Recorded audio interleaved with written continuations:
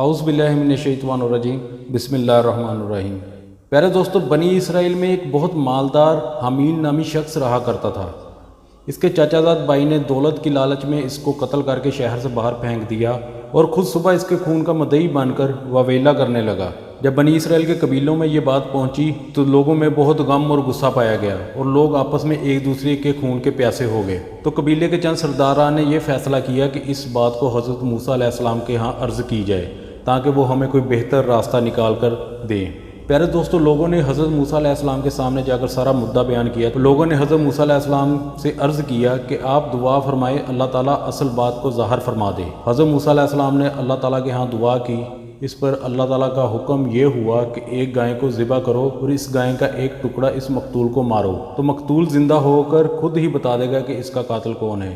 لوگوں نے یہ بات سن کر حیران ہو کر پوچھا، کیا یہ کوئی مذاق تو نہیں؟ حضرت موسیٰ علیہ السلام نے فرمایا، معاذ اللہ، کیا میں کوئی ایسی فضول بات کروں گا؟ میں بالکل صحیح کہہ رہا ہوں۔ لوگوں نے پوچھا تو پھر فرمائے، گائے کیسی ہو؟ حضرت موسیٰ علیہ السلام نے فرمایا، خدا فرماتا ہے کہ نہ بہت بوڑھی ہو اور نہ بالکل نو عمر ہو، بلکہ ان کے درمیان کی ہو۔ لوگوں نے کہا، خدا سے یہ بھی پوچھ دیجئے کہ اس کا رنگ کیا ہو؟ فرمایا، خدا فرماتا ہے کہ ایسی پیلے رنگ کی گائے ہو جس کی رنگت دل کو لباتی ہو اور دیکھنے والے کو خوش کر دینے والی ہو۔ لوگوں نے پھر کہا، گائے کی ہر حیثیت کے متعلق تفصیل سے پوچھ دیجئے، ایسا نہ ہو ہم سے کوئی غلطی ہو جائے۔ حضرت موسیٰ علیہ السلام نے فرمایا، خدا فرماتا ہے ایسی گائے ہو جس سے کوئی خدمت نہ لی گئی ہو اور نہ حل میں جوڑی گئی ہو اور نہ اس سے کھیتی کو پانی دیا گیا ہو اور نہ بے عیب ہو، جس میں کوئی داغ نہ ہو۔ اب وہ لوگ اس قسم کی گائیں تلاش کرنے لگے مگر ایسی گائیں کا ملنا مشکل تھا۔ ہاں، ایک گائے کے متعلق انہیں پتہ چلا کہ اس کی صفات بالکل ایسی ہے جیسی حضرت موسیٰ علیہ السلام نے بیان فرمائی ہے۔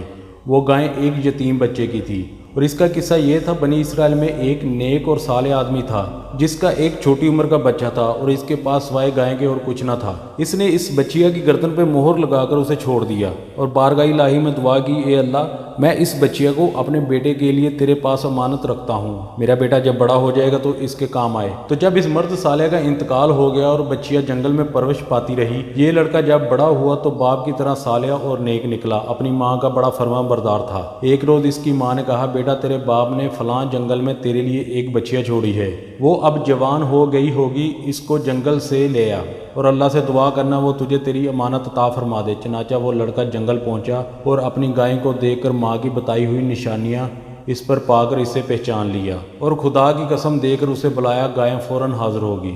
اسے لے کر اپنی ماں کے پاس پہنچا تو ماں نے حکم دیا، جاؤ اسے بازار میں لے جا کر 3 دینار میں بیچ آؤ، شرط یہ ہے کہ جب سودا ہو جائے تو ایک بار پھر مجھ سے پوچھ لیا جائے۔ پیارے دوستو، اس زمانے میں گائے کی قیمت 3 دینار تک ہوتی تھی۔ وہ لڑکا گائے کو لے کر بازار پہنچا تو ایک فرشتہ خریدار کی شکل میں آیا اور اس گائے کی قیمت 6 دینار لگائی، مگر اس شرط سے کہ لڑکا اپنی ماں سے اجازت لینے نہ جائے، یہیں کھڑا کھڑا خود ہی بیچ ڈالے۔ لڑکے نے یہ سودا منظور نہ کیا اور کہا، میں ماں سے اجازت لیے بغیر ہرگز سودا نہیں کروں گا۔ پھر آ کر اپنی ماں کو سارا قصہ سنایا۔ ماں نے 6 دینار میں گائے بیچ دینے کی اجازت تو دے دی، مگر دوبارہ سودا ہو جانے کے بعد پھر اپنی مرضی دریافت کر لینے کی پابندی لگا دی۔ وہ لڑکا پھر بازار آیا اور وہی فرشتہ خریدار بن کر آیا اور 12 دینار قیمت لگا دی، مگر اس شرط پر کہ لڑکا اپنی ماں سے اجازت لینے نہ جائے۔ لڑکے نے یہ بات پھر نامنظور کر دی اور ماں سے آ کر سارا حال کہہ دیا۔ ماں سمجھ گئی یہ خریدار کوئی فرشتہ ہے جو آزمائش کے لیے آتا ہے۔ لڑکے سے کہا، اب جو خریدار آئے تو اس سے کہنا،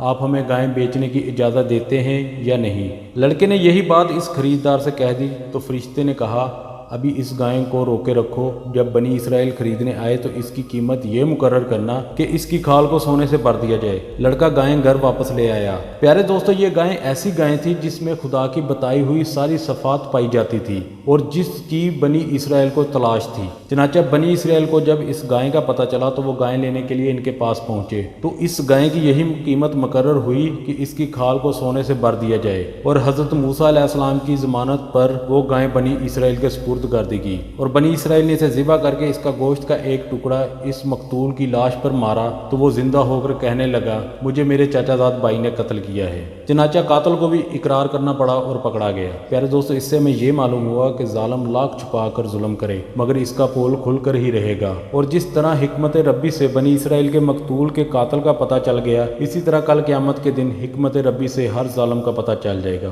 اور یہ بھی معلوم ہوا کہ ماں کا وجود بڑی نعمت ہے اور اس کی رضا جوئی سے دین اور دنیا کی بہتری حاصل ہوتی ہے۔ اور یہ بھی معلوم ہوا کہ گائے معبود نہیں ہے، معبود صرف اللہ کی ذات ہے۔ بنی اسرائیل نے کیونکہ سامری کے بنائے ہوئے گائے کی بت کی پوجا کی تھی، اور اس لیے اللہ تعالیٰ نے ان کے ہاتھوں ایک گائے ذبح کرائی تاکہ انہیں پتہ چلے کہ اصل معبود وہ ہے جس نے گائے ذبح کرنے کا حکم دیا۔ پیارے دوستو، یہ تھی ہماری آج کی ویڈیو۔ انشاءاللہ ملیں گے نیکسٹ ویڈیو میں، تب تک کے لیے اجازت دیجیے۔ اللہ حافظ۔